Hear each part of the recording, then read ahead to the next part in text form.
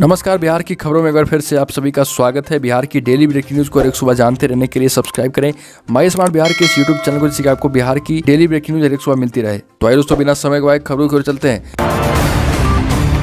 पूर्व केंद्रीय मंत्री दिवंगत रामविलास पासवान का दिल्ली में 12 जनपथ स्थित सरकारी बंगला अब रेल मंत्री अश्विनी वैष्णव को आवंटित कर दिया गया है। दिवंगत पासवान को 31 साल पहले यह बंगला आवंटित किया गया था और उनके बेटे चिराग भी अपनी मां के साथ रहा करते थे। शहरी विकास एवं आवास मंत्रालय के अधीन संपदा निदेशालय ने 14 जुलाई को चिराग पासवान को इस बंगले को खाली करने का नोटिस भेज दिया है। दोस्तों, बाढ़ राहत शिविरों में जन्म लेने वाले बच्चे को बिहार सरकार राशि देगी और राहत शिविर में लड़के जन्म पर 10,000 और लड़की के जन्म पर 15,000 रुपये दिए जाएंगे। सीएम नीतीश कुमार ने इसकी घोषणा कर दी और बाढ़ का निरीक्षण के दौरान ये घोषणा की है और उन्होंने बाढ़ग्रस्त इलाकों का हवाई सर्वेक्षण भी किया। वहीं नवगछिया, खगड़िया, बेगूसराय के कई राहत शिविरों में ये सर्वेक्षण किए गए और वहाँ बनाए गए कम्युनिटी किचन में जाकर भी नीतीश कुमार ने निरीक्षण किया।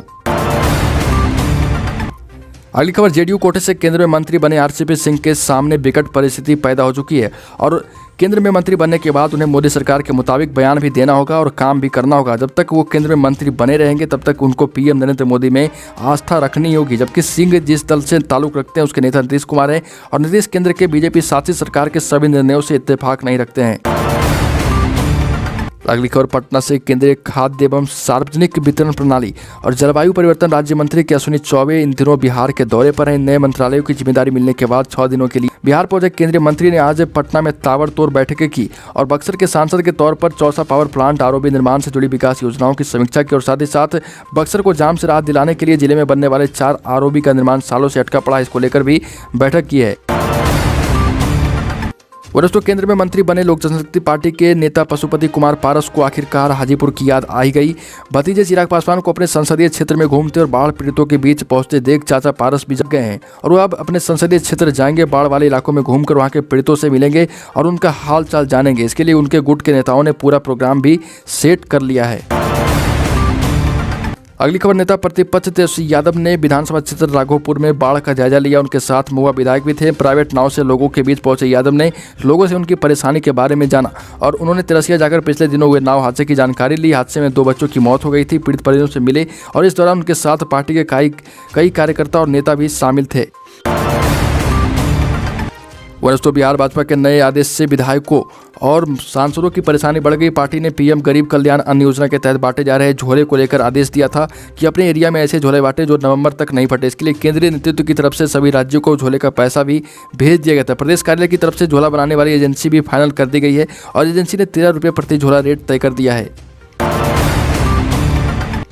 दोस्तों, राजधानी पटना में भीड़ ने रंगे हाथ 2 साथियों को पकड़ा और उनके साथ फैसला ऑन द स्पॉट कर दिया है। भीड़ ने पकड़े गए दोनों साथियों की जमकर पिटाई की। भीड़ ने उनके कपड़े तक फाड़ दिए। इसके बाद भी भीड़ का मन नहीं भरा तो लोगों ने जूते और चप्पलों की माला भी पहना दी। काफी देर तक पटना की सड़क पर यह सब चलता रहा, मगर पुलिस को ना तो इस बात की जानकारी हुई और ना ही पुलिस ने इस सब की जानकारी लेनी समझी। अगली खबर, कैमूर से कैमूर जिले के रामगढ़ थाना में पदस्थापित एएसआई विजय कुमार सिंह को कैमूर एसपी ने दुर्व्यवहार मामले में सस्पेंड कर दिया। 15 अगस्त के दिन झंडोत्तोलन के समय एक व्यक्ति समीक अख्तर द्वारा लगाए गए बाबा साहब अम्बेडकर अमर रहे के नारे लगाने पर रामगढ़ थाना में पदस्थापित एएसआई भड़क गए और दुर्व्यवहार करते हुए उनको थाना परिसर में धक्के मारकर बाहर फेंक दिए। केंद्रीय मंत्री गिरिराज सिंह ने बलिया प्रखंड क्षेत्र के दियारा इलाकों का भ्रमण किया। इस दौरान उन्होंने बाढ़ पीड़ितों से मिलकर हालचाल जाना। वहीं बाढ़ पीड़ितों ने सरकारी लाभ नहीं मिलने एवं सामुदायिक किचन में समय भोजन नहीं देने का शिकायत किया। सामुदायिक किचन दूर होने से भोजन में कठिनाई होने की बात भी कही गई। अगली खबर, मोतिहारी से पत्रकार समन्वय समिति पूर्वी चंपारण के कार्य समिति की बैठक में संयोजक संजय ठाकुर की ओर से अध्यक्षता की गई। समिति सदस्यों ने बताया कि पहाड़पुर निवासी पत्रकार मनीष हत्याकांड में एसपी ने पत्रकारों को यह आश्वासन दिया था कि उनके द्वारा एसआईटी गठित कर मामले की गहराई से जांच शुरू होगी, लेकिन अभी तक इस मामले की जांच शुरू नहीं हो पाई है। और बेतिया के नौतन पुलिस ने गुप्त सूचना के आधार पर छापेमारी कर कई कांडों के वांछित अभियुक्त और शराब माफिया वीरेंद्र यादव उर्फ गिरी को गिरफ्तार कर लिया। आरोपी के पास से एक देसी कट्टा और 2 जिंदा कारतूस भी बरामद किया गया। वीरेंद्र यादव की गिरफ्तारी महुआडाल पुल के पास से की गई। पकड़ा गया अपराधी मड़ुआडाल गाँव का निवासी है। दोस्तों, बिहार में मौसम विभाग ने बिहार के 3 जिलों में गरज के साथ भारी बारिश का अलर्ट जारी किया। बिहार के उत्तर पूर्व भाग के सुपौल, अररिया, किशनगंज, मधेपुरा, सहरसा, पूर्णिया, कटिहार में अधिकांश स्थानों पर बारिश हुई है। वहीं उत्तर मध्य बिहार के सीतामढ़ी, मधुबनी, मुजफ्फरपुर, दरभंगा, वैशाली, सेवर, समस्तीपुर में कुछ स्थानों पर बारिश की संभावना जताई गई है। अगली खबर, इलाहाबाद हाईकोर्ट ने लॉ क्लर्क ट्रेनिंग के 94 पदों पर भर्ती के लिए नोटिफिकेशन जारी कर दिया। इच्छुक उम्मीदवार इसके लिए आवेदन कर सकते हैं। भरे हुए आवेदन पत्र 28 अगस्त 2021 तक ऑफिशियल पते पर प्राप्त हो जाने चाहिए। मान्यता प्राप्त यूनिवर्सिटी या इंस्टीट्यूट से न्यूनतम 55% अंकों के साथ से 3 या 5 वर्षीय इंटीग्रेटेड लॉ की डिग्री LLB फाइनल ईयर की परीक्षा दे चुके छात्र भी आवेदन करने के पात्र होंगे। दोस्तों, BTR प्रशासन विलुप्त होते गिद्धों के संरक्षण करने का काम करेगा।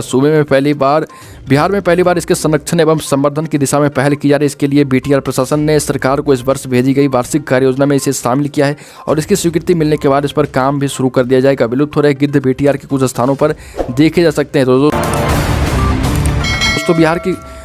बिहार की खबरों में अभी के लिए इतना ही। अगर आपने अभी तक इस चैनल को सब्सक्राइब नहीं किया तो सब्सक्राइब करें, जिससे आपको बिहार की डेली ब्रेकिंग और एक सुबह मिलती रहे।